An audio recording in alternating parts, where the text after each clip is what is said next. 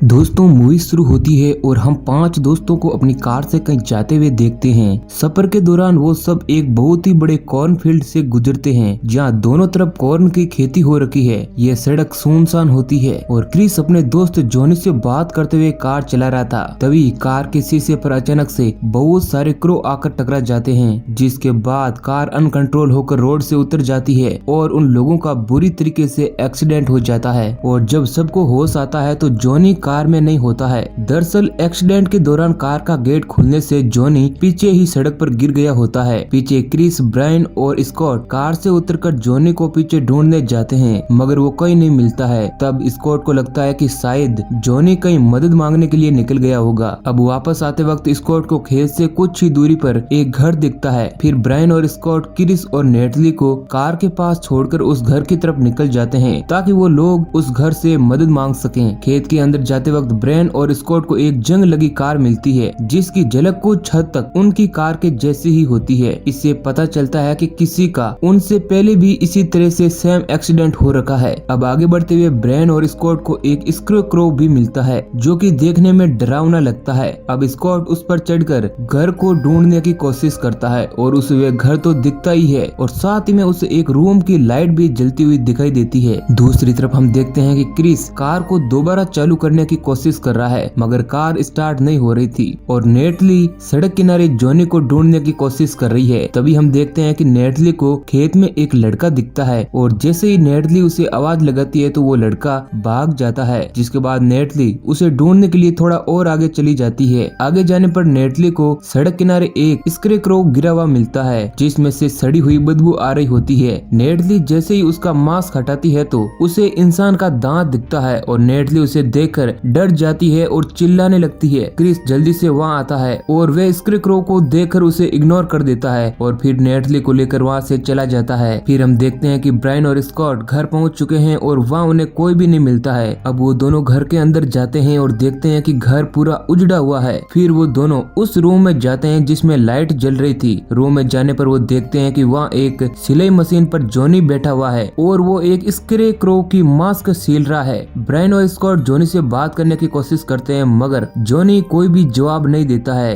क्योंकि वो मर चुका है और साथ में वो किसी आत्मा के काबू में आ गया है ऐसा लग रहा है, क्योंकि उसकी आंखें भी सफेद पड़ चुकी है। अब हम आगे देखते हैं कि शाम होने वाली है और नेटली को कुछ भी ठीक नहीं लग रहा था, इसलिए वो भी ब्रायन को ढूंढने घर की तरफ निकल पड़ती है, जिसके बाद क्रिस को भी उसके पीछे आना पड़ता है। मगर तभी हम देखते हैं कि खेत में एक स्क्रू नेटली पर हमला कर देता है और उसे घसीटकर वहाँ से कहीं और ले जाता है। नेटली की आवाज सुनकर ब्रायन भी खेत में भागता है, मगर अब ब्रायन को नेटली कहीं भी नहीं मिलती है। नेटली को खोजते खोजते ब्रायन और क्रिस एक दूसरे को मिल जाते हैं। तब क्रिस बताता है कि खेत में कुछ तो है जो उनके पीछे पड़ा है। फिर ब्रायन और क्रिस खेत में फिर से जाते हैं ताकि वो नेटली को ढूंढ सकें और इस बार ढूंढने के दौरान उन लोगों को नेटली मिल जाती है, मगर अब नेटली मर चुकी थी और उसे एक क्रॉस पर उल्टा लटकाया हुआ होता है। ब्रायन नेटली को नीचे उतारता है, मगर अब क्रिस बहुत ही ज्यादा डर जाता है और वो वहाँ से भागकर स्कॉट के पास आ जाता है।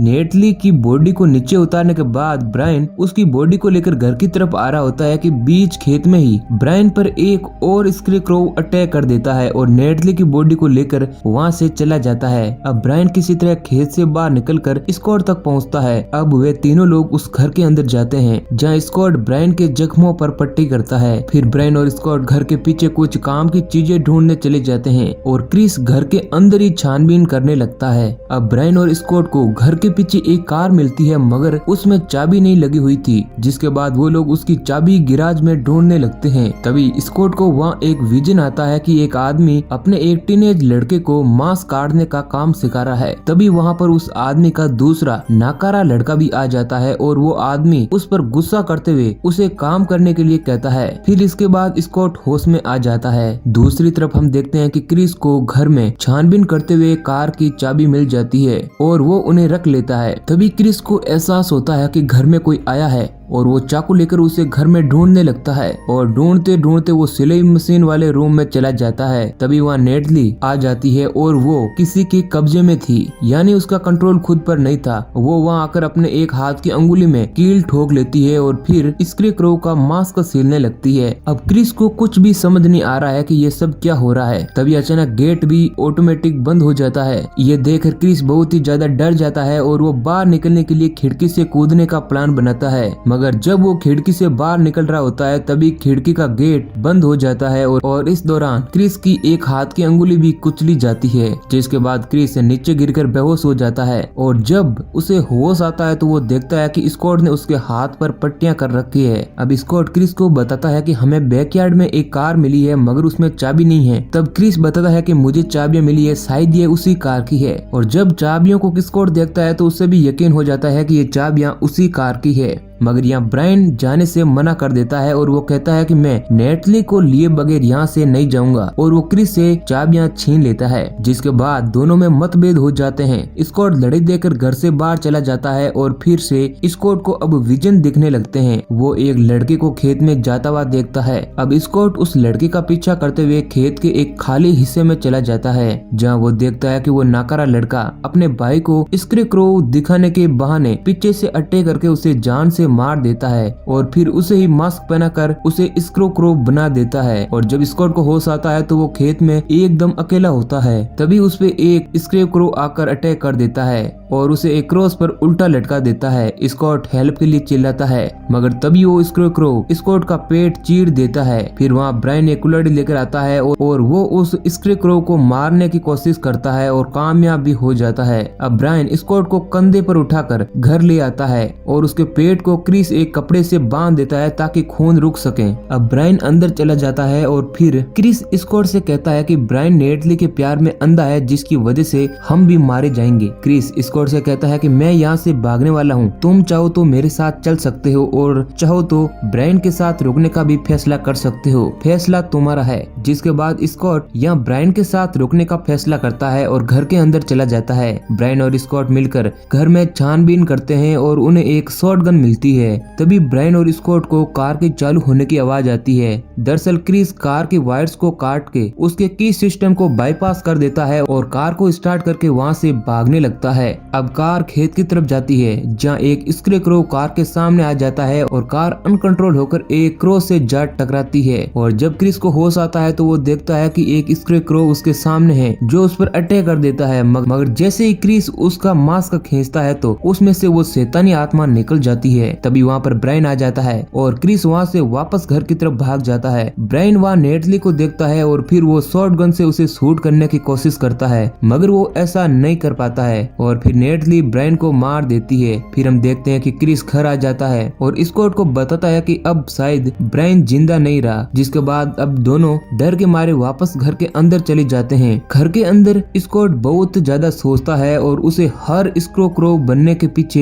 एक पैटर्न नजर आता है। जिसके बाद स्कॉट क्रिस को बताता है कि ये जो भी शैतान है वो जब किसी को मारता है तब वो उस बॉडी को कंट्रोल में करता है और फिर उस बॉडी को यहाँ घर में सिलाई मशीन वाले रूम में ले आता है और फिर वो उसके लिए खुद एक मास्क सिलता है और फिर मास्क पहनने के बाद वो उस बॉडी को खेत में तैनात कर देता है ताकि वो आने वाले लोगों को मार सकें। और ये जो भी वक्त रहेगा जब वो शैतान ये सब करने में बिजी रहेगा तब हम भागेंगे। तभी हम देखते हैं कि ब्रायन की बॉडी ऑटोमेटिक आती है और वो घर के अंदर चली जाती है। और यहाँ क्रिस स्कॉट से कहता है कि क्यों ना हम इस परेशानी को हमेशा के लिए खत्म कर दें। फिर क्रिस और स्कॉट कार के पास जाते हैं। उनका प्लान होता है कि वो कार से फ्यूल निकालेंगे और पूरे घर को ही जला देंगे, मगर जब तक वो दोनों कार से फ्यूल को निकालते हैं तब तक वो शैतान पूरा मास्क सील लेता है और वो स्कॉट और क्रिस पर हमला कर देता है। अब यहाँ पर तो वो दोनों हमले से बच जाते हैं। फिर स्कॉट और क्रिस सोचते हैं कि अगर हम साथ रहेंगे तो काम को जल्दी अंजाम नहीं दे पाएंगे, इसलिए हम दोनों को अलग अलग होकर काम करना होगा, जिससे वो शैतान भी उलझा रहेगा और काम भी जल्दी हो जाएगा। अलग होने के बाद वो शैतान पहले तो क्रिस को बहुत ही आसानी से ढूंढ लेता है और उसे मार देता है और फिर उसे क्रॉस पर उल्टा लटका देता है और फिर वो स्कॉट को भी ढूंढकर उसे जख्मी कर देता है। और उसे घसीट कर क्रॉस के पास ले आता है जहाँ उसने क्रिस को उल्टा लटकाया हुआ होता है। मगर अभी भी क्रिस